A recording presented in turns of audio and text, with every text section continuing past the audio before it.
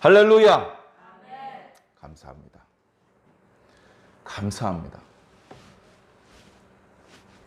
우리에겐 많은 아쉬움이 있지만 그런 아쉬운 상황 속에서도 감사할 수 있는 사람은 인격적으로도 성숙하고 신앙적으로도 고매한 분입니다. 실질적으로는 속상한데 그냥 고매한 척 하려니까 할 수 없이 감사합니다 이렇게 하는 게 아니고 마음속 깊은 곳으로부터 진정한 감사의 마음이 있을 때 그렇게 신앙적으로 인격적으로 뛰어난 사람으로 볼 수 있는 것이죠. 어거지로 되는 것이 아닙니다. 흉내내는 것이 아닙니다. 믿음이 있는 자가 천국 간다는 말씀을 많이 들었지만 믿음이 있는 채 흉내낸다고 천국에 가는 것은 결코 아닙니다. 믿음이 있는 채 하지는 않지만 그 마음과 영혼 속에 그리고 그의 삶 전체를 통하여 믿음으로 똘똘 뭉친 사람들은 하나님의 나라의 소유자가 될 것입니다. 그러나 아무리 많은 사람들 앞에서 믿음 좋은 채 하고 신용을 하고 설레발을 쳐도 그 영혼 깊은 곳에 그 어떤 믿음도 찾아볼 수 없는 사람이라면 천국 문턱을 넘을 수 없다는 것을 우리는 너무나 당연하게 알고 있습니다. 같은 마음, 다 모든 것이 같은 원리죠. 여인을 사랑하는 남자가 사랑한다고 말할 때 진심이 담겨 있지 않다면 그게 무슨 소용입니까? 진심을 담지 않고 사랑한다, 고맙다, 미안하다고 말할 수 있는 사람은 오히려 위험한 사람, 흔히 말하는 사기꾼이라고 볼 수밖에 없는 것이죠. 그렇게 마음에도 없는 소리를 해서 자기의 욕심을 채우고 이득을 챙기려는 그런 사람들일 뿐이기 때문에 그렇습니다. 그래서 그런 못된 사람들이 있기 때문에 더 높은 수준의 분별력이 필요한 것이죠. 가장 높은 수준의 분별력을 가지고 계신 분이 바로 하나님이시기 때문에 사람을 속이지 하나님을 어떻게 속여? 땅을 속이지 하늘을 어떻게 속여? 라고 말하는 것입니다. 예배를 시작하면서 감사합니다. 할렐루야. 하나님 사랑합니다. 하나님 죄송합니다. 하나님 고맙습니다. 이런 표현들을 신앙인들이 많이 하죠. 안 하면 좀 하시기 바랍니다. 그런데 기왕이면 그 표현이 진정성 있는 표현이 되었을 때 더 큰 축복을 끌어당길 수 있을 것입니다. 진짜 사랑하는데 하나님 사랑합니다라고 말하면 하늘이 감동합니다. 진짜 고마운데 감사합니다 하면 하나님께서 곳간문을 열어주십니다. 이거 다 가져. 복받고 싶은 욕심에 그런 멘트를 남발하는 것은 아무 소용이 없다는 말씀을 다시 한번 드립니다. 그런 의미에서 여러 가지로 더 멋있고 더 크고 더 모든 것들이 잘 갖추어져 있는 교회에 비해서 그런 것들이 잘 갖추어져 있는 작은 교회일 뿐인 저희 교회에 이렇게 주일마다 출석해 주시고 아무 아쉬움 없이 아무 불평 없이 그저 여기서 말씀을 듣고 하나님이라는 이름 앞에 머리를 숙일 수 있고 하나님께 예배를 드릴 수 있는 것 자체로 진심으로 기뻐하는 여러분들은 하나님께서 크게 사랑하실 것입니다. 그렇지 않고 어떤 알 수 없는 저의를 가지고 그렇게 진심으로 하나님을 사랑하는 척하는 사람들은 하나님의 축복하고는 거리가 있겠죠.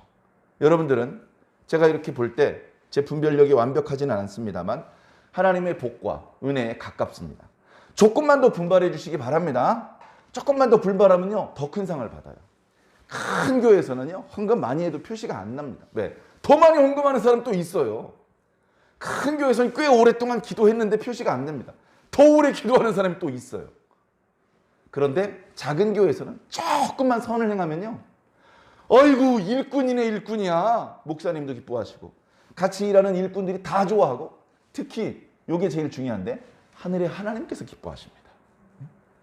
사랑하는 성도 여러분 그렇게 하시기 바랍니다. 제가 어렸을 때 그런 생각을 한 적이 있습니다.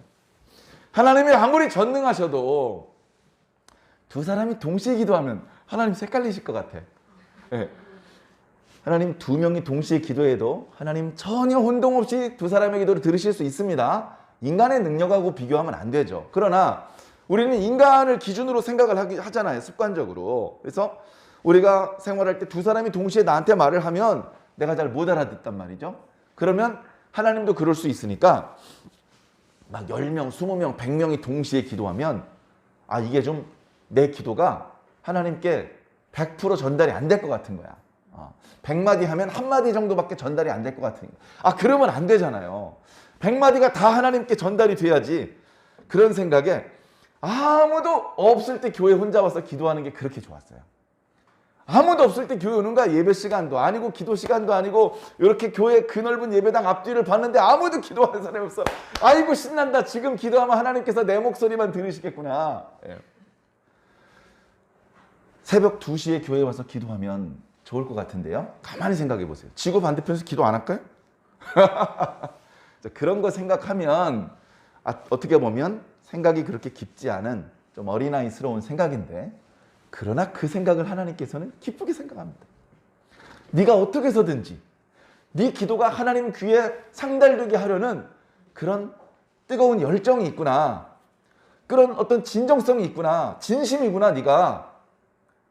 그런 걸 하나님께서 보시고 그 기도의 내용이 얼마나 고차원적인지를 떠나서 그 마음가짐을 하나님께서 좋아하신다는 겁니다. 하나님께서 기분이 좋으시면요, 우리한테도 좋은 일이 많이 생깁니다. 하나님께서 안 주려던 선물도 주지 않으시겠습니까? 복은 그렇게 받습니다. 자기가 정해진 거, 내가 받기로 정해져 있는 거, 그걸 받는 것도 복이지만 예정되어 있지 않은 복을 뭉탱이로 받는 거, 그게 또 우리를 즐겁게 하고 기쁘게 하고 더 뜨겁게 감사하게 만드는 복이 아니겠습니까? 신앙인들은요, 복 받는 사람들이 복 받기 위해서 신앙한다고 욕할 일이 아닙니다. 왜? 복 주려고 하나님께서 우리 부르셨거든요. 물론 그 복이 세속적인 물질적인 복은 아닙니다. 세속적인 복이 있어요. 세속적인 복, 돈 많이 가지는 거, 여자 많이 가지는 거, 그 다음에 명예, 뭐 시골 촌구석에 훈장 선생님을 하는 것보다는 사또를 하는 게 낫고, 사또보단 관찰사나 도지사나 임금님을 하는 게 낫죠. 세상적인 그런 어떤 복이 있습니다. 하나님께서 경우에 따라서 세상적인 복인 것 같은 복을 주실 때도 있어요. 요셉이 애굽의 총리가 됩니다. 다윗이 통일 왕국의 왕이 됩니다. 그런 특별한 사명과 함께 그런 자리를 주실 때도 있지만, 어떻게 보면 모든 하나님의 백성이 하나님 앞에 소망해야 되는 복은 아니에요.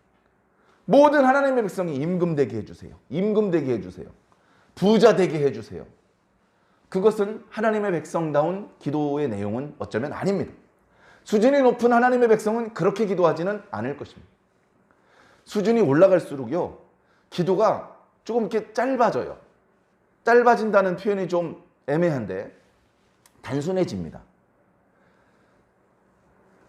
뭐라고 기도하냐면요, 내 뜻대로 마시고 아버지 뜻대로 하시옵소서, 이렇게 기도를 해버려요. 내 뜻이 없는 게 아니에요. 난 이렇게 하고 싶고 저렇게 됐으면 좋겠고 하나님께서 좀 그렇게 해주셨으면 좋겠고 그런 게 있어요. 그렇게 한참 기도하고 마지막에 그런데 제 뜻대로 안 하셔도 괜찮습니다. 아버지 대로 되면 전 오케이입니다. 이렇게 기도가 맞춰지더라는 거예요. 그 신앙의 수준을 외식하는 사람들은 이해할 수가 없죠. 그게 뭐야, 그럴 건 뭐하러 기도해, 뭐 이렇게 이야기가 되는데, 그렇지 않습니다. 하나님께서 시실코콜 기도하는 거 그거 짜증나고 야 그 쓸데없는 기도 뭐하러 하냐 이렇게 하지 않습니다. 우리가 기도하는 거 진심인 걸 아시고 다 들어주십니다. 중간에 끊지 않고 하고 싶은 만큼 충분히 얘기할 수 있도록 해주시고 들어주십니다. 그리고 마지막에 저의 소망은 그렇지만 제 뜻대로 안 돼도 괜찮아요, 하나님 뜻대로 되면 돼요 라는 기도를 들으시고 하나님께서 기뻐하시는 것이죠. 그 신앙의 이치를 어떻게 보면 글씨로 몇 줄의 글자로 깨달을 수는 없을지도 모릅니다. 긴 시간이 필요하고 체험이 필요할 것입니다. 그러나 어찌되었건 저와 여러분들에겐 꼭 그 이치를 깨닫고 꼭 그것을 체험하고, 그래서 지금도 하나님께서 많이 성장시켜 주셨지만 지금하고는 비교도 할 수 없이 더 많이 성장하게 되시기를 예수님 이름으로 간절히 축원합니다. 계절이 바뀌었습니다. 제가 예배 전에 찬송 부르다가 목이 이렇게 간질간질하고 그래서 마른 기침을 좀 했습니다. 혹시나 감기에 걸리신 것은 아닐까 걱정하실까 봐 말씀을 드리는데요. 저는 알러지 비염이 있기 때문에 더러 콧물이 흐를 때가 있습니다. 그것도 많이 증상이 완화됐습니다. 많이 좋아졌습니다. 그런데 가끔은 그렇게 환절기 때라든가 어떤 상황이 되면 이렇게 열은 오르지 않는데 재채기가 나오거나 콧물을 흘리는 경우들이 있습니다. 이해를 해주시고 그래서 지금은 뭐 감기에 걸린 것도 아니고 오늘 아침에도 열을 재봤는데 열 뭐 없고, 또 이제 재채기하고 이렇게 콧물이 나는 건 역시 환절기, 그리고 이제 공기가 많이 건조해졌습니다. 공기가 건조해지다 보니까 이렇게 목구멍 점막이 마르고, 그래서 이제 물을 자주 마셔주기는 하는데 조금 전에 찬송 부를 때 그만 간지러움을 참지 못하고 재채기를 한 것이니 이해해 주시기 바랍니다. 그리고 어쨌든 건강한 사람도 또는 약했던 사람도 감기 걸리기 좋은 계절이 되었어요. 낮 기온하고 새벽 기온하고 온도 차이가 많이 벌어집니다. 일교차가 심하다고 하죠.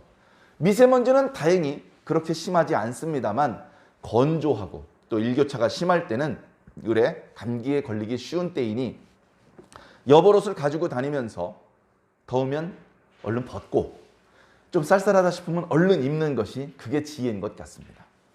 조금 그렇게 하기 어려우면 조금 따뜻하게 입으십시오. 조금 따뜻하게. 그러면 이제 속으로 이렇게 막 그 속옷이 땀으로 젖을지도 모릅니다.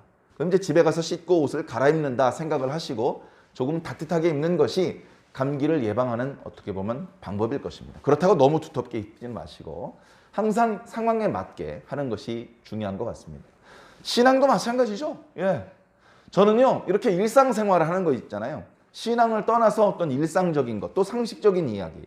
그런 상황 속에서도 하나님의 말씀의 어떤 이치들을 발견합니다. 예. 말씀은요, 우리가 이렇게 하나님께 신앙을 잘 하도록 도와주는 것들이잖아요. 근데 이제 말씀에 보면요, 우리가 그렇게 상황에 맞게 기도하라는 거예요. 물론 변함이 없어야 되죠. 여러분, 이렇게 숨 쉬는 거, 그걸 멈출 수 없죠. 잠수를 하거나 그런 예외적인 상황이 있겠지만 그것이 아니라면요, 우리가 의식이 없는 잠자는 시간에도 계속 호흡을 합니다. 근데 호흡도요, 상황에 맞춰서 하는 거예요. 그죠? 뭔가 좀 엄숙한 분위기일 때는요, 숨소리가 나지 않게 작게 숨을 쉬고요. 금방 100m 달리기를 하고 왔어요. 그때는요, 아낌없이 숨을 쉬어줘야 됩니다. 그래야 이게 위험해지지 않고 빨리 회복할 수 있거든요. 기도도 더 집중적으로 기도해야 될 때가 있어요. 그러면 그런 집중적인 기도가 필요 없을 땐 기도를 뚝 끊어야 되느냐? 아니죠. 그때도 기도해야 됩니다. 기도를 아무리 안 해도 하루에 3끼 밥 먹을 때 식사 전에 씻기도 하고, 그죠? 식사 끝나고 기도하시는 분 계십니까? 식사 끝나고 기도하시는 분도 있더라고요. 정말 은혜입니다. 길게 기도한다는 게 아니에요. 짧게 기도하지만 그렇게 짤막짤막한 기도하는 모습을 보면 저 사람은 하나님과 손붙잡고 하나님과 동행하고 살고 있구나. 이게 옆에서 막 느껴지는 거예요. 아침에 깨서 기도하고 자기 전에 기도하고. 그러면 식사할 때 3번, 깨어나서 1번, 자기 전에 1번. 그렇게만 해도 어떻습니까? 하루에 5번이에요. 하루에 5번. 10초씩만 기도해도 1분은 기도하겠다. 그런데 어떤 그리스도인들은 하루에 1분도 기도하지 않고 그냥 지나가는 그런 성도도 의외로 많이 있습니다. 사랑하는 성도들, 그렇게 하지 않으시기 바랍니다. 식사 기도를 똑같이 10초, 20초를 해도 진심으로 하는 분도 있고 그냥 형식적으로 하는 분도 예를 들면 있습니다. 저는 그런 경우도 있었어요. 식사를 하게 되었는데 이 음식을 주신 하나님께 대한 고마운 마음이 있는데 기도를 안 할 수가 없잖아요. 근데 같이 앉아서 식사를 하는 분들이 내가 눈을 감고 이렇게 기도하면 좀 안 되는 그런 상황적인 상황이 있었습니다. 그때는 어떡하죠? 기도는 해야 되는데 기도는 하면 안 되고 어떡합니까? 눈 뜨고 기도했습니다. 눈 뜨고 가만히 기도하고 그리고 식사했습니다. 그래서 분위기도 망가뜨리지 않고 나는 나대로 하나님께 대한 감사를 표했습니다. 무릎 꿇고 두 손 모으고 눈 감고 기도하는 게 어떻게 보면 원칙적인 모습이라면 때로는 두 손 모으지 않고 두 손 들고 기도할 수도 있고 눈 뜨고 기도할 수도 있고 일어서서 기도할 수도 있는 것입니다. 물론 눈을 감고 기도하라는 데에는 그만한 이유가 있죠. 눈을 뜨면 많은 것들이 눈에 띄기 때문에 거기에 마음이 팔려서 기도에만 집중하지 못하게 되기 때문에 신앙을 처음 시작하는 사람들에게는 눈을 감는 것이 기도에 도움이 됩니다. 그래서 눈을 감고 기도하라고 하셨는데 오히려 구약의 많은 선지자들이나 신앙의 어떤 의인들은요, 눈을 뜨고 기도하는 일이 더 많았습니다. 그걸 꼭 똑같이 따라하는 말씀, 우리 각자의 사정에 맞추어서 하면 되는 것입니다. 그래, 어찌되었건 놀러 가기 좋은 날씨든 놀러 가기 힘든 날씨든 저와 여러분들은 이렇게 무조건 교회에 출석해서 하나님께 예배를 드리니 정말 잘하시는 겁니다. 자, 오늘 주신 말씀을 한번 살펴볼까요? 자, 오늘 주신 말씀은 이제 창세기 38장 말씀인데 창세기 38장 말씀은 참 소중한 생명의 말씀이지만 인간적인 관점에서는 조금 생뚱맞은 말씀일 수도 있습니다. 왜냐하면 바로 앞에 37장에 계속해서 요셉 이야기가 나왔거든요. 이제 36장에 다 죽었어요. 35장이죠. 35장에 라헬도 죽었고, 그 다음에 뭐 이삭도 죽었고, 36장에 형 에서의 족보 나오고, 그 다음에 37장에 형은 세이산에서 살았지만 야곱은 가나안에서 살았다. 그렇게 표현을 하면서 이제 야곱의 이야기가 펼쳐지는데, 사실은 야곱 이야기는 별로 안 나오고 요셉 이야기가 계속 나옵니다. 야곱의 라헬을 향해서 일방적으로 쏟아지던 사랑이 요셉에게 일방적으로 쏟아졌어요. 형제들은 힘든 일을 시키고 요셉은 힘든 일을 안 시킵니다.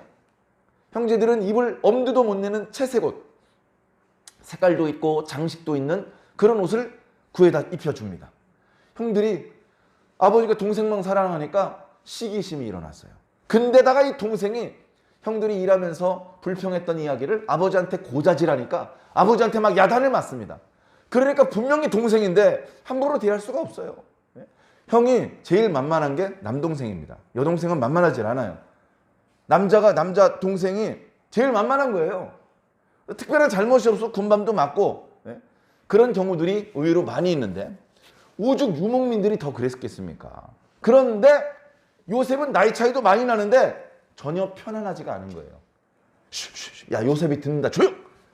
이렇게 요셉을 따돌림 아닌 따돌릴 수밖에 없는 상황이 된 거예요.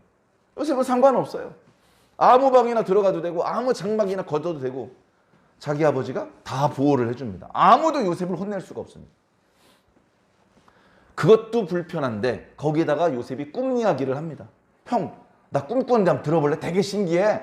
우리가 저번에 이렇게 밀을 추수를 했잖아. 그래갖고 이렇게 그 볕단을 했는데 꿈에 보니까 내가 묶어놓은 볕단 앞에 형들이 묶어놓은 볕단이 절을 하던데? 형들이요 하마터면 때릴 뻔했습니다. 야, 너 참길 잘했어. 아버지한테 혼나. 근데 나도 때릴 뻔했어. 얼마나 동생이 미웠을까요? 근데 동생은 그걸 아는지 모르는지 그 다음날 또 꿈 얘기를 합니다. 형, 오늘도 꿈 얘기 껐는데 이거 되게 재밌거든? 한번 들어볼래? 하늘에 해가 있고 달이 있고 별이 11별이 있는데 해하고 달하고 11별이 전부 다 나한테 절하던데? 야, 인마 그거 뭐야? 그러면 아버지하고 어머니도 너한테 절한단 말이야? 오죽하면 야곱이 야단을 칩니다. 야곱이 야단 친 건 기분 나빠서 야단 쳤다기보다 자꾸 이런 식으로 형들의 심기를 건드리면 그러면 혹시 형들의 미움을 살까봐 조심을 시켜준 것인데 이미 형들의 마음은 요셉으로부터 구만리 밖으로 벗어나 있어. 쟨 우리 친형제가 아니야. 그런 이제 심정인 것이죠. 그런 상황을 아는지 모르는지 동행도 없이 야곱은 요셉을 형들한테 심부름을 보냅니다. 요셉은 또 순종을 잘해요. yes sir 하고 가는데 세겜 땅에 가봐서 형들이 없으면 없네 하고 돌아와야 되는데 막 수소문을 해서 기어이 도단 땅까지 올라가서 형들을 만나요. 형들을 만납니다. 그래가지고 어떻게 합니까? 형들이 아이고 우리 사랑하는 막내 동생 왔네 그랬겠습니까? 저 쳐 죽일 놈 이렇게 된 거예요.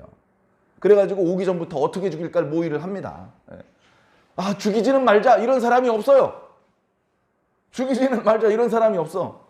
그나마 르우벤이 야, 우리 손에 피 묻혀서 좋을 게 뭐가 있냐. 이제 이렇게 형이 조금 말리는 듯한 얘기를 하는데 동생들이 형 말을 듣지 않습니다. 오자마자 옷을 벗겨가지고 집어 던져가지고 구덩이에 던져놓습니다. 그래놓고선 태연하게 또 배워서 밥을 먹어요. 맹수에게 찢겨 죽인 게 아니고 사실은 형한테 찢겨 죽인 거나 마찬가지 상황이 된 것이죠. 그러던 상황에 유다가 한마디 합니다. 아까 르우벤 형이 한 말도 있고 제가 그래도 우리 형제긴 형제잖아. 우리 손에 피 묻히면 여러 날 찝찝할 것 같아. 그러니까 그렇게 하지 말고 저쪽에 보니까 상인들이 지나가는데 애굽으로 내려가나 봐. 노예로 팔아버리자. 은 20을 받고 팔아버렸어요. 그 사이에 요셉이 뭐라고 말했는지는 성경에 기록되어 있지 않습니다. 형 왜 그래? 형 미안해. 형 살려줘. 별별 소리가 많았겠죠. 본인의 의지와 상관없이 옷이 홀랑 벗겨진 채로 알지도 못하는 사람에게 결박된 채로 질질질 끌려갑니다. 당연히 사랑하는 엄마 아빠 형들하고는 이제 다시는 만날 수가 없는 것이죠. 살지 죽을지도 알지 못하는 곳으로 끌려가게 되는 것입니다. 그런 상황에 나머지 형제들은 자신들이 죄가 없다는 사실을 자기 아버지한테 인정받기 위해서 요셉의 옷을 벗겨놨던 채색 옷을 막 찢어가지고 수염소 생으로 한 마리 죽여가지고 그 피를 옷에다 막 묻힙니다. 그래서 마치 맹수를 만나서 맹수와 싸우다가 어쩔 수 없이 찢겨 죽인 것처럼 그렇게 이제 만들어 놓고, 아버지 저희가 오다가 발견한 건데요, 이거 한번 보시겠어요? 그걸 야곱이 못 알아볼 리가 없죠. 그걸 알아보고서 통곡을 합니다. 통곡. 대성통곡을 합니다. 아버지 나이도 많으신데 이렇게 많이 울고 그러시면 건강 상하셔요 하고 옆에서 위로하고 막 말리는데 그 위로도 거절합니다. 나 계속 울 거야. 나 이렇게 이대로 슬피 울다가 스울로 내려갈 거야. 내 아들을 거기서 만날 거야. 그렇게 이제 이야기를 하는 것이죠. 그런 이야기를 하는데 실제로는 요셉이 죽은 것이 아니고 애굽으로 팔려갔죠. 애굽의 바로의 친위대장 보디발에게 팔려갔다라는 얘기로 37장이 끝납니다. 그 뒤에 요셉이 어떻게 됐을지 우리는 이제 이야기를 조금 들어서 알잖아요. 성경에 어떻게 이야기가 이어지는지 막 너무너무 궁금한데 그 이야기는 39장부터 나옵니다. 우리가 내일부터 묵상할 말씀에 나오고, 그 요셉의 이야기가 쭉 이어지는 중간에 38장에 갑자기 유다의 이야기가 나오는 거예요. 유다의 이야기. 주중에 묵상을 했습니다만 간략히 한번 말씀드려보겠습니다. 자, 유다의 이야기가 나오는데 결론부터 말씀드리면 유다의 모습이 별로 바람직한 모습이 아닙니다. 유다의 모습을 보면 너무나 실망스럽습니다. 유다는요, 자, 가족들과 분리된 채 살아요. 저도요, 결혼하고서 부모님과 분리돼서 삽니다. 근데 명절 때마다 만나고 계속 연락하죠. 그죠? 그런데 이 유다는 최소 20년 이상을 가족과 분리된 채 살고 있습니다. 동떨어져서 자기 혼자 독자 노선을 걷고 있는 거예요. 무슨 생각인지 그런 건 잘 모르겠습니다. 다른 형제들, 무슨 르우벤, 시몬, 레위 다른 형제들도 그렇게 다 뿔뿔이 흩어져서 각자 노선을 걷고 있는 건지 그런 건 잘 모르겠고, 어쨌든 유다가 지금 가족들과 떨어져서 혼자 살고 있어요. 그러다 보니까 주변에 뭔가 하나님을 알고 하나님께 제사드린 경험이 있고 이런 것이 없는 가나안 사람들이랑 섞여서 삽니다. 가나안 사람들과 섞여서 사는 것 자체가 뭘 잘못한 건 아니죠. 아브라함도 처음엔 다 가나안 사람들이랑 섞여 살았어요. 그 가나안 사람들한테 이 친구 괜찮은 사람이네, 이 친구 신용이 있는 사람이네 인정받으면서 살았어요. 그러니까 그걸까지 나쁘다고 할 수는 없어. 근데 가나안 여자하고 동침을 합니다. 이 성경의 표현이요, 아다르고 어다르다고요. 가나안 여자를 아내로 맞이한 게 아니고요, 동침을 한다. 잠자리를 같이 했다는 뜻이란 말이죠. 그 말씀을 자세히 보면 가나안 사람 수아라는 사람의 딸을 보고 데리고 동침했다, 이렇게 표현하고 있어요. 이런 표현 몇 차례 말씀드렸나 모르겠습니다만 구약의 히브리어는 고대 언어예요. 고대 언어. 다양한 문법적인 어떤 구조가 없어요. 문법적인 어떤 그 품사라든가 이런 것들이 많이 발달되어 있지 않아요. 그리고 문학적인 기법도 별로 없어요. 요즘 우리 학생들이 직유법, 은유법, 점층법, 점강법, 의인법, 다양한 어떤 문학적인 기법으로 뭔가 이렇게 말을 더 강조해서 효과적으로 표현을 하지 않습니까? 히브리어에는 문학적인 기법이 별로 없어요. 별로 없고 예를 들면 대꾸법, 그 다음에 이제 언어 유희, 예를 들면 이제 이런 정도로 그 의미를 은유적으로 표현을 해요. 그 언어에 대해서 어떤 깊이가 없는 사람은 놓칠 수도 있는 그런 기법들이 이제 있는데, 근데 이제 이 창세기에 나오는 이 표현들, 그러니까 같은 표현이 계속 반복하면 앞에 사건에 있었던 상황이랑 뒤에 사건에 있었던 상황이랑 비슷하다, 이런 어떤 의미를 담고 그런 같은 표현을 반복하는 거예요. 일부러. 에덴 동산에 사람이 둘이 살았습니다. 하나는 이름이 아담이고요, 하나는 아직은 이름이 없는 여자가 살고 있었습니다. 우리는 그 여자의 이름을 하와라고 알고 있지만, 하와라는 이름은 에덴 동산에서 쫓겨난 이후에 남편 아담이 지어준 이름입니다. 에덴 동산 안에 있을 때는 아직 이름은 없었죠. 그러나 별로 불편하지 않았습니다. 사람이 둘밖에 없었기 때문에. 자, 그런데 우리가 잘 아는 것처럼 하와가, 그 여자가 선악을 알게 하는 나무의 열매를 먹으면서 불미스러운 일들이 시작되게 되었는데, 그때 하와가 그 선악을 알게 하는 나무의 열매를 먹을 때의 모습을 보면 보고 취했다, 이렇게 이제 표현하고 있어요. 보고 자기 것으로 만들었다, 이런 의미입니다. 그것은 창세기에서는 매우 부정적으로 묘사하고 있는 것입니다. 이런 식으로 하면 안 된다. 보고 이쁘니까 네 걸로 가져도 되는 것이 아니다. 그것을 성경은 말씀해주고 있는 거예요. 똑같은 표현이 어디 나오냐면요, 하나님의 아들들이 사람의 딸들의 아름다움을 보고 전부 다 자기 아내로 삼았다라고 기록하고 있습니다. 야곱이 가나안에 돌아와서 베델로 올라가지 않고 아버지를 만나지 않고 세겜에 살았다는 말씀을 드렸죠. 형들과 오빠들과 아버지의 만류를 뿌리치고 사람들이 없을 때 디나가 마을로 내려왔다가 강간을 당합니다. 그때 뭐라고 기록하고 있습니까?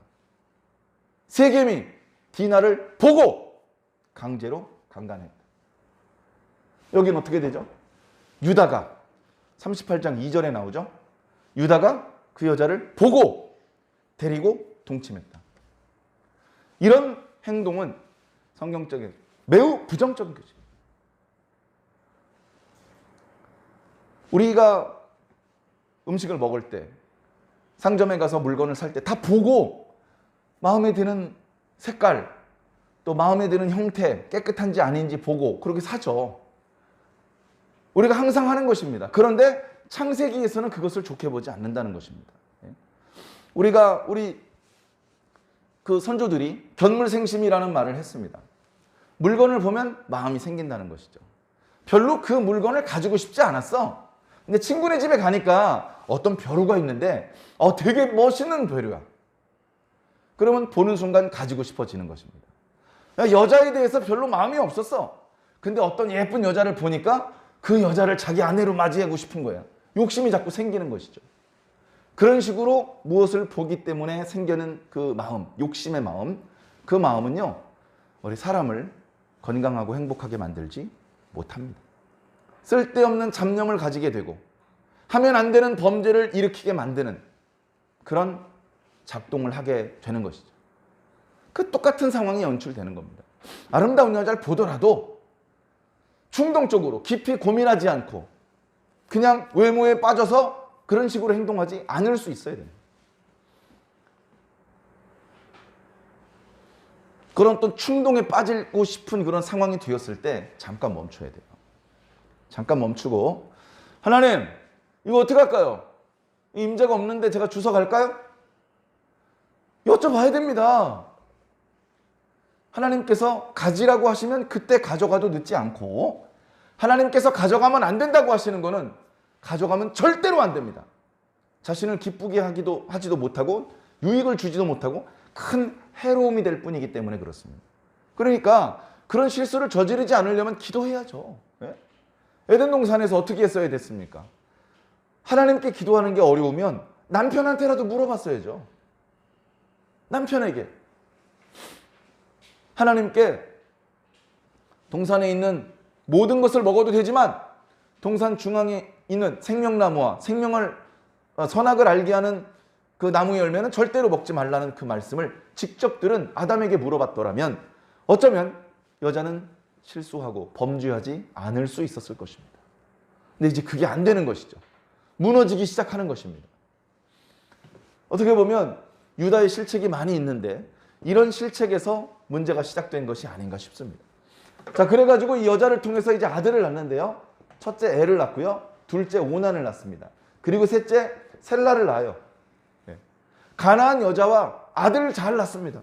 그래가지고 인간적인 생각으로는 우리 증조 할아버지 아브라함은 아들을 하나밖에 못 낳았어. 그리고 우리 할아버지 이삭은 아들을 쌍둥이 한 번밖에 못 낳았어. 그런데 나는 벌써 아들이 3명이야. 이 다음에 이 아이들을 데리고 우리 아버지 야곱을 찾아가면 아빠한테 칭찬받겠지? 인간적으로는 그렇게 생각했을지도 모릅니다. 자, 그렇게 됐는데 이제 엘이 컸어요. 당연히 오난과 셀도 크고 있겠죠? 엘이 커가지고 엘이 장가될 때가 된 겁니다. 15살에 장가 보내지 않잖아요. 아무리 유목민이지만 대략 20살은 된 거예요. 20살이 되다 보니까 며느리를 구해줬는데 며느리가 다말입니다. 지금 가나안 여자, 유다하고 이렇게 아들을 낳은 가나안 여자 이름은 나타나지도 않습니다. 중요하지 않죠. 그러나 다말이라는 이름은 너무나 중요한 이름입니다. 자, 처음엔 이렇게 중요한 사람인지 몰랐죠. 자, 다말과 애를 짝지어 줍니다. 짝지어 주는데 성경에는 그 이유가 다 설명되어 있지 않습니다만 어찌되었건 하나님께서 보실 때 엘이 악한 거예요. 하나님 보시기에 악해. 그래서 하나님께서 죽이십니다. 엘이 죽었습니다. 엘이 죽었는데 웬일인지 유다가 통곡을 하지는 않는 것 같습니다. 바로 얼마 전에 묵상했던 말씀에 보면 요셉이 죽은 줄 알고 야곱이 통곡하고 또 통곡합니다. 옆에서 위로하는데도 위로를 받지 않고 계속 웁니다. 그런데 유다는 그런 우는 모습은 안 나오고요. 오난한테 얘기를 합니다. 오난, 네가 형을 위해서 형수님과 잠자리를 같이 해라. 자, 이런 대목은요. 오늘날 윤리적인 관점으로 볼 땐 있을 수 없는 일입니다. 아무리 대를 잇는 것이 중요하지만 우리나라도 그래서 대를 잇는 것들을 중요하게 생각합니다만 그러나 이렇게 동생이 형수님과 잠자리를 같이 해서 형의 아들을 태어나게 만드는 이런 방법을 쓰지는 않아요. 우리나라에선 이런 경우에 형은 죽은 것이고 그 집안의 장자는 둘째 아들이 장자가 되는 것이고 첫째 며느리는 그냥 수절하고 끝나야 되는 것입니다. 근데 당시에 유대인들은 그렇게 할 수 없었나 봐요. 유대인뿐 아니고 그때 고대의 유목민족 사회에서는 이런 것들이 일상적인 일이었던 것 같습니다. 그래서 유다의 가족들뿐 아니고 가나안 사람이었던 다말이나 주변의 가나안 사람들도 다 마땅히 그렇게 해야 된다라고 생각을 했습니다. 그래가지고 오난한테 얘기를 하는데 오난이 속으로 생각합니다. 내가 뭐 저 형수님이랑 잠자리 같이 해봤자 그래가지고 아들이 생겨봤자 내 아들도 아니고 형님 아들 되는데 내가 뭐하러 그렇게 고생을 해? 해가지고 반복적으로 설정을 합니다. 그게 뭔지는 예배 시간에 자세히 말씀드리긴 좀 곤란합니다. 자, 그런데 그런 오난의 모습을 하나님께서 보실 때 역시 악하다고 보셔서 오난을 죽이십니다. 자, 엘이 20살 때쯤에 이런 일이 발생됐다면 오난은 어쩌면 아직 10대였을지도 모릅니다. 그래서 말을 듣는 것 같으면서도 어깃장을 놓은 것인데 그만 그 모습이 하나님께서 보실 때 악하다고 여겨져서 하나님의 재앙을 당하게 된 것이죠. 셀라는 아직 어립니다.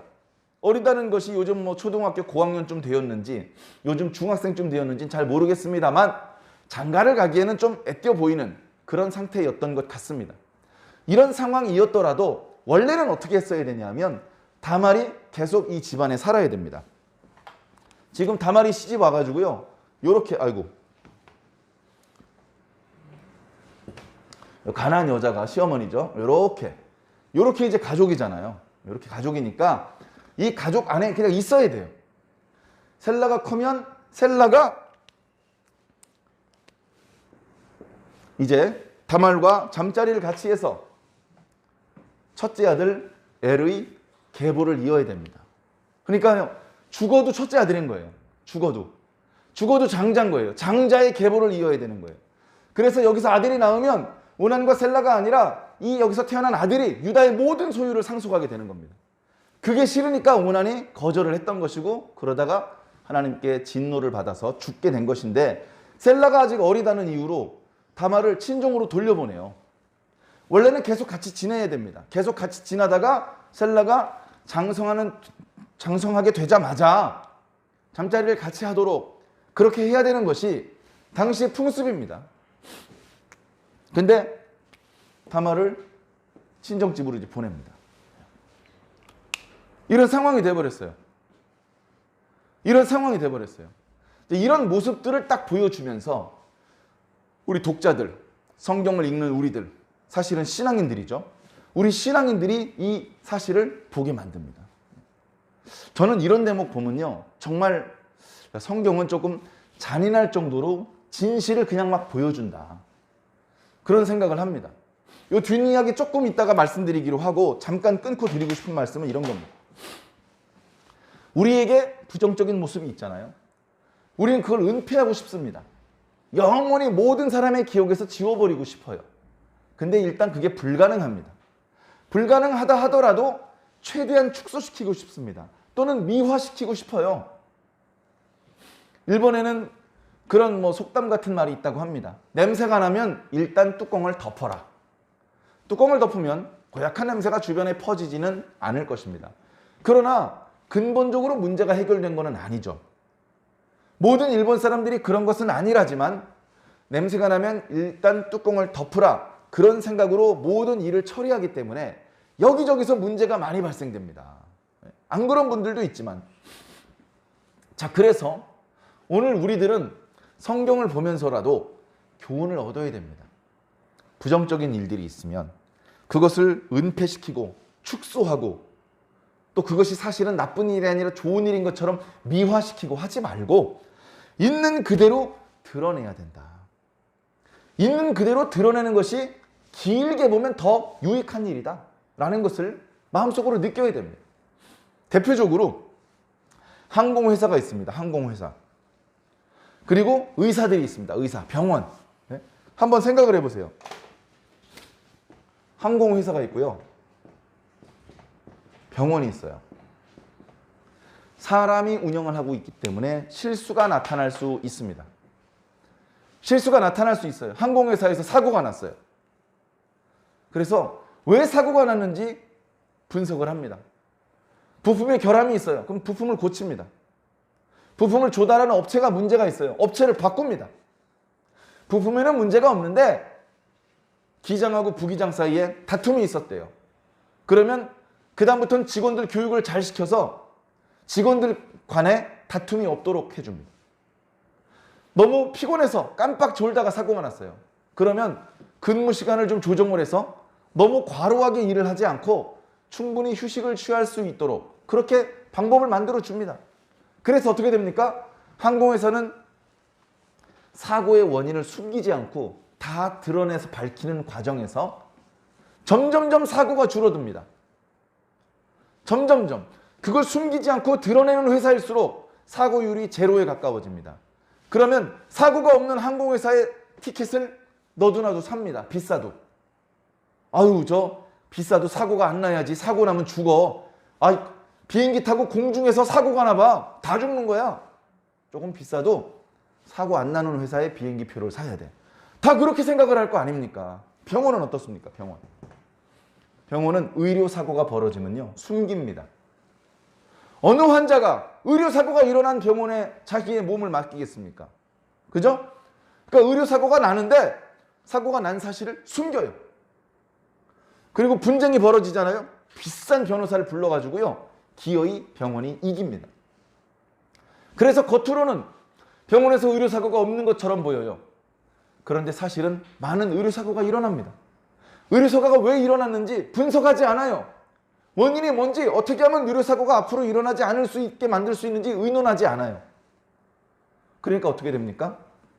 계속 비슷한 의료사고가 반복됩니다. 그것이 항공회사와 병원의 속성이라고 합니다. 물론 지금 부분적으로 개선이 되었다고 합니다만 아직도 그런 면이 남아 있는 것이죠. 신앙도 마찬가지입니다. 교회도 마찬가지고. 우리가 항상 다 잘합니까? 우리 신이 아니잖아요. 우리 예수님이 아니잖아요. 예수님은요, 책망받은 일을 하신 적이 없어요. 베드로는요, 엄청 많아요. 다윗은요, 엄청 많아요. 많이 포장하고 미화했는데도 베드로 욕먹을 짓, 손가락질 받을 짓 많이 했고요. 다윗은요, 큰 것만 두세 건입니다. 큰 것만. 작은 건 이루 말할 수도 없어요. 예수님이 아닌 사람은 이렇게 실수할 수 있습니다. 하나님의 마음에 흡족했다고 하는 다윗도 범죄했고, 하나님의 형상을 보았다는 모세도 범죄했고, 베드로도 범죄했고, 요한도 범죄했고, 누가 범죄를 안 합니까? 범죄 안 한 것처럼 은폐시키는 사람이 있을 뿐입니다. 숨기고 범죄가 없는 것처럼 포장하고 위장하고 미화시키고 그렇게 하는 것이 장기적으로 우리에게 유익을 주지 못합니다. 잘못했으면 차라리 잘못했다고 빨리 인정해야 됩니다. 빨리 하나님 앞에 무릎을 꿇어야 됩니다. 그나마 다윗이 범죄가 없었던 것은 아니지만 그 누구보다도 회개에 빨랐어요. 좀 회개를 늦게 한 것 같긴 하지만 하나님께서 회개의 기회를 주셨을 때 놓치지 않고 무릎을 꿇었어요. 그랬기 때문에 마지막까지 우상 숭배의 범죄를 저지르지 않고 하나님의 도구로서 쓰임을 받았던 것입니다. 우리도 그래야 됩니다. 실수가 없지 않습니다. 실수가 있으면 범죄를 하게 되면 은폐시키지 말고 공개를 해야 됩니다. 공개. 하나님께 공개를 해야 됩니다.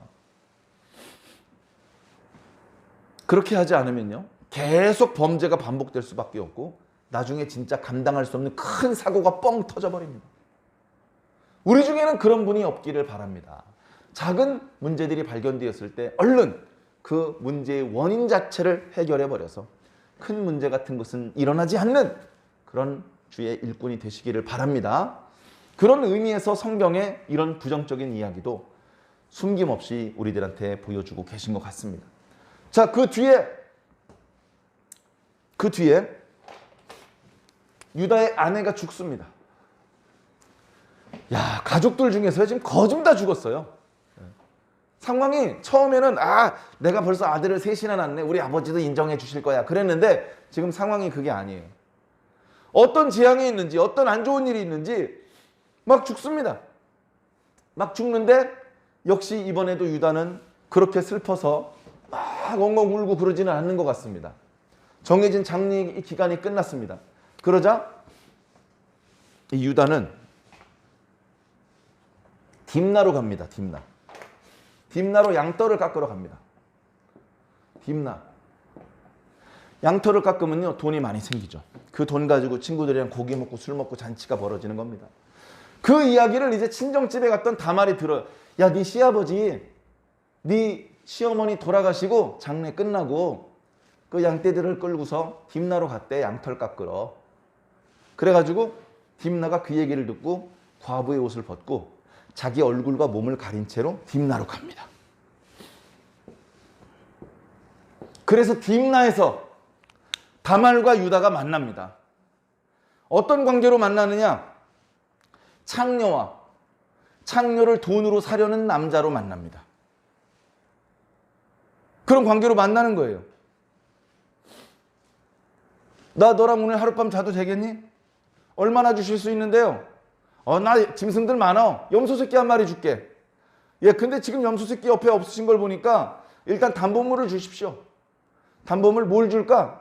선생님 도장 있으시죠? 도장하고 허리끈하고 지팡이를 맡기시면 제가 오늘 하룻밤 같이 자겠습니다. 그러면 염소 새끼를 가져다 주시면 이 담보물을 돌려드리겠습니다. 그렇게 이제 합의가 돼서 하룻밤 같이 잔 거예요. 며느리인지도 모르고 그렇게 여러 마리 주고받았는데 며느리인지 뭔지 관심도 없었던 거죠. 그런 일이 있고 나서 다말은 얼른 자기 집으로 또 돌아옵니다. 돌아와서 다시 과부의 옷을 입고 있죠.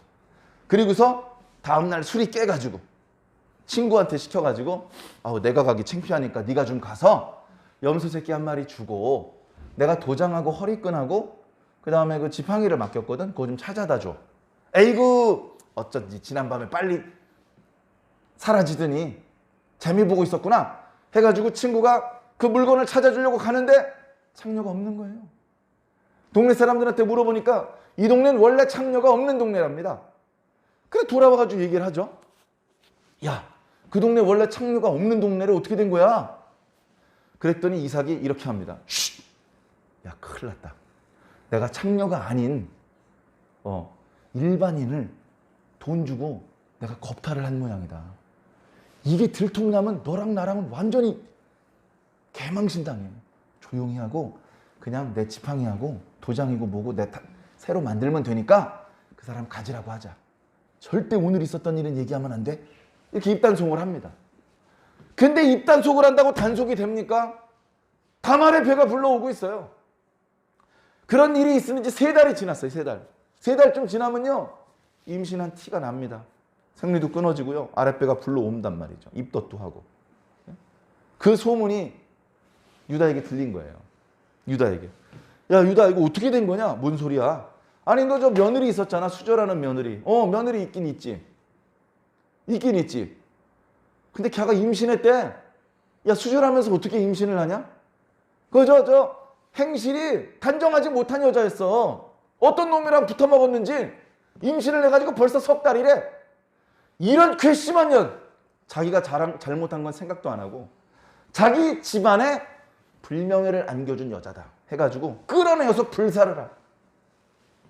불사르라는 표현은요, 간단히 말씀드려서 좀 지나친 표현입니다. 모세 율법에도요, 제사장의 딸이 음행을 한 경우가 아니면 그렇게 불사르게 하지는 않습니다. 돌로 치게 하죠. 뭐 어떻게 보면 그게 그거일 수도 있습니다만 불사르라고 말을 합니다. 그래가지고 유다가 부자기 때문에 여러 사람을 보내서 그 여자를 끌어내게 합니다. 질질 끌어내는 거죠. 그래서 사람들이 많이 보는 시장통의 성문 앞에 그 여자를 끌어내서 잔뜩 망신을 주고 내가 왜 이 여자를 죽이는지 다 공개를 합니다. 그리고서 이제 형을 집행을 하는 것이죠. 뭐 판사도 필요 없어요. 당시 관행이니까. 동네 사람들이 다 손가락질하고 욕을 하면서 그 다말을 이제 죽여야 되는 상황이 되는데 다말이 이런 상황이 올 거라고 예상을 하고 미리 준비하고 있었습니다. 끌려 나오면서 지금 상황이 좀 괘씸해요. 상황이 자 어떤 사람이 음행을 했다면 음행을 여자 혼자 할 수 있습니까? 안 되잖아요. 법적으로요. 음행을 한 남자와 여자를 같이 처벌하는 거예요. 같이 돌로 쳐서 죽이는 거란 말이죠. 근데 남자가 누군지 물어보지 않아요. 너 음행을 했다 이거예요. 너 음행을 했다. 음행을 했다고 생각하는 이유는 임신을 했기 때문에. 그런데 이제 그 상황에서 다말이 나를 임신시킨 놈은 이 물건의 소유자입니다. 해가지고 물건을 제시를 하는데 도장과 허리끈과 지팡이가 나오는 거예요. 그러니까 이제 유다가 화가 나가지고 싸대기를 몇 번 갈긴 다음에 불질러! 뭐 이렇게 하려고 형장에 가고 있는데 가보니까 자기 도장이 기다리고 있네. 형님 이거 형님 도장 아니에요? 옆에서 막 그러는. 그러니까 그때 유다가 이렇게 말을 합니다. 그가 나보다 옳도다. 옳도다는 말은요. 그가 나보다 공의롭다, 정의롭다라는 말이에요. 그는 나보다 죄가 가볍다. 내가 사실은 죄인이다. 이걸 인정하는 거예요. 저 여자가 저렇게 된 것은 내가 내 막내 아들 셀라가 이미 장성했는데도 불구하고 며느리에게 주지 않았기 때문이다 라고 말을 합니다. 그러니까 상황이 역전되는 거예요. 오늘날의 윤리적인 관점으로는 이해가 안 될 수도 있습니다. 당시 이 시대의 상황으로 이 말씀을 바라보아야 됩니다. 지금 유다는 아무 잘못이 없고 다말은 수절을 해야 되는 과부인데도 불구하고 알려지지 않은 남자와 음행을 저질러서 임신을 한 정말 때려 죽여야 되는 공공의 적이 되어 있는 상황이었습니다. 그런데 뚜껑을 열고 보니 다말은 자기 본래 남편 엘의 대를 잇기 위해서 이런 위험을 무릅쓴 갸륵한 여자였고 자기 아들 엘의 대를 잇기 위해서 셀라를 주어야 했음에도 주지 않은 죄인은 다름 아닌 유다였던 것이죠. 어쩌면 오늘날의 윤리적인 관점으로 이해가 잘 안 될 수도 있습니다. 그러나 결국 이 상황 속에서 유다가 죄인으로 판명이 나는, 그가 나보다 옳도다, 내가 잘못했도다, 이렇게 인정을 하고 그 여자를 더 괴롭히지 못하게 합니다. 그 여자를 가까이 하지도 않습니다. 그 여자는 친정집에서 아이를 낳습니다. 아이를 낳을 때 보니까 쌍둥이에요. 요즘은 아이를 가지기 처음부터 초음파 검사 등등을 통해서 쌍둥이인 것을 알 수 있습니다만 과거에는 낳을 때가 돼야 하는 것이죠. 쌍둥이가 나옵니다. 산파들이 도와줍니다. 도와주는데 아이가 나올 때 머리부터 나와야 되는데 손이 쑥 나왔어요. 그래가지고 아이고 얘가 세상 밖으로 먼저 나왔으니까 얘가 형이다. 쌍둥이면 둘 다 아들이면 이게 막 혼동될 수도 있으니 손에다 홍색 실을 묶어줬습니다. 아 그랬더니 홍색 실을 묶어줘서 도로 들어가요. 들어가가지고 홍색실을 손에 묶은 녀석이 먼저 나오는 게 아니고 다른 녀석이 쉽게 말하면 형을 제치고 먼저 나옵니다. 그러니까 산파들이 아이고 이 녀석아 어떻게 네가 더 먼저 터치고 나오느냐? 그래서 이름을 터치고 나왔다 그래서 베레스라고 이름을 붙여주고, 그리고 원래는 형이죠. 형인데 전신이 나온 것은 나중에 나왔던 그 형을, 나중에 나온 형 하니까 표현이 이상한데 나중에 나온 형을 세라라고 이름을 붙여주었습니다. 그래서 유다의 아들은요 베레스와 세라입니다. 원래 세라와 베레스라고 불러야 되는데 베레스와 세라로 부릅니다. 과연 이 둘 중에서 누가 장자가 되었을까요? 베레스가 장자가 됩니다. 모든 유다의 계보는 베레스를 통해서 이어집니다. 베레스를 통해서 다윗도 태어나고 예수 그리스도도 태어나게 만드십니다. 왜 그렇게 됐죠? 몰라요. 하나님의 주권입니다. 야곱과 에서도 쌍둥이였습니다. 야곱이 먼저 나오고 싶었을 것입니다. 그런데 그렇게 할 수 없어서 먼저 나가는 형의 발꿈치를 잡고 나왔다고, 그래서 이름을 야곱이라고 지었다. 그런 말씀을 드렸습니다. 그러나 그것과 무관하게 태어나기도 이전에 선 또는 악을 행하기 이전부터 하나님께서는 큰 자가 작은 자를 섬길 것이라고 미리 정해놓으셨습니다. 인간의 선행과 악행 이전에 하나님의 주권이 앞서는 것입니다. 어쩌면 그런 하나님의 주권적 역사로 하나님께서는 이제 다말이 태어난 아들 이름이 베레스 그리고 세라, 베레스를 통해서 하나님의 역사를 이어나가게 된 것입니다. 이 말씀을 통해서 너무나 많은 상징과 메시지들이 있습니다. 자기 동생을 노예로 팔아놓고서 아버지한테 찢어진 채색 옷에 피를 묻힌 것을 증거물로 제시합니다. 왜? 자신들 잘못이 아니라는 것이죠. 우리가 죽인 게 아닙니다. 우리가 뭘 잘못해서 그런 게 아니고요. 오다가 주웠는데요. 혹시 아버님 아시는 겁니까? 라고 보여주는 겁니다. 증거물로 제시하는 것이죠. 그걸 야곱이 알아보았다라고 말씀하고 있습니다. 그런데 오늘 똑같은 단어가 또 쓰여지고 있어요. 다말이 보소서 이거 한번 보시겠습니까? 이놈 때문에 임신한 건데요. 그걸 유다가 알아봅니다. 알아보고서 이 증거물 때문에 다말이 죄가 없는 게 드러난 것이죠. 그것 말고도 또 많은 것들이 있습니다. 야곱이 아버지 이삭을 떠나서 20년간 외삼촌 집에 있었는데 지금 어딘지도 모르는 곳에 유다는 자기 아버지 야곱을 떠나서 또 20년간 방랑을 하고 있습니다. 그러다 이제 다시 돌아오기는 하죠. 다시 형제들을 만나고 아버지를 만나기는 하는데, 그런데 이런 어떤 상징적인 모습들이 어쩌면 앞으로는 다른 형제가 아니고 유다를 통해서 하나님께서 역사를 하시나? 근데 처음 태어난 것은 르우벤인데, 르우벤이 문제가 있다면 그 다음 태어난 시므온인데, 그런데 시므온도 레위도 아니고 하나님의 영적인 대통은 유다를 통해서 이어집니다. 유다를 통해서. 정말 재밌는 건요, 유다 못지않게 하나님께서 사용하시는 또 다른 아들이 있었는데 바로 요셉입니다. 그래서 역대기 말씀을 보면요, 야곱의 장자는 요셉이라고 기록하고 있습니다. 11번째 아들이 장자, 11번째 아들. 근데 그것도 말이 되는 것이 라헬이 낳은 첫 번째 아들이에요. 그리고 실질적으로 요셉 때문에 모든 형제들이 요셉 앞에 머리를 숙이게 되고 요셉의 권세 아래서 평안하게 살 수 있게 됩니다. 그거 큰아들이 하는 역할이거든요. 요셉이 큰아들 역할을 하는 거예요. 르우벤은 아무것도 하는 일이 없습니다. 유다는 실질적으로는 이런 실망스러운 모습을 보이는데 나중에 하나님의 은총을 입습니다. 그래서 겉으로 보이는 것은 아니지만 영적인 축복을 받죠. 그래서 시대가 많이 지난 이후에 하나님께서 다윗을 당신의 종으로 선택하신 이후부터는 유다 지파에서 이스라엘의 지도자가 나오게 만드셨고 최종적으로는 예수 그리스도가 거기서 나오게 만드셨던 것이죠. 많은 이야기들이 창세기로부터 시작됩니다. 그리고 오늘 우리가 읽었던 창세기 38장 말씀을 통해서도 많은 교훈을 주고 있습니다. 우리는 이런 때에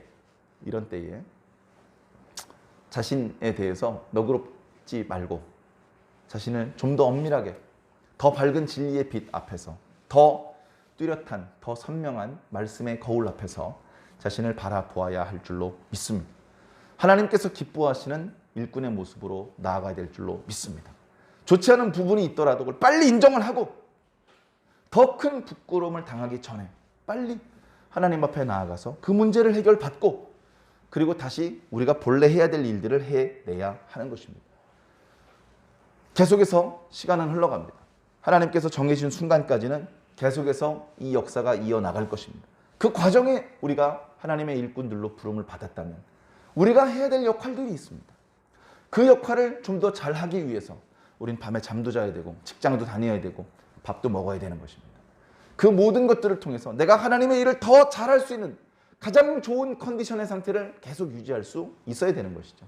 수없이 많은 유혹도 있고 또 여러 가지 우리가 본의 아니게 실수하는 경우도 있습니다만 빨리 그 상황에서 정상 궤도로 돌아와서 중단 없이 하나님의 일을 수행하고 열매를 맺고 하나님을 기쁘시게 해드릴 수 있는 저와 여러분들이 다 되시기를 예수 그리스도 이름으로 간절히 축원합니다.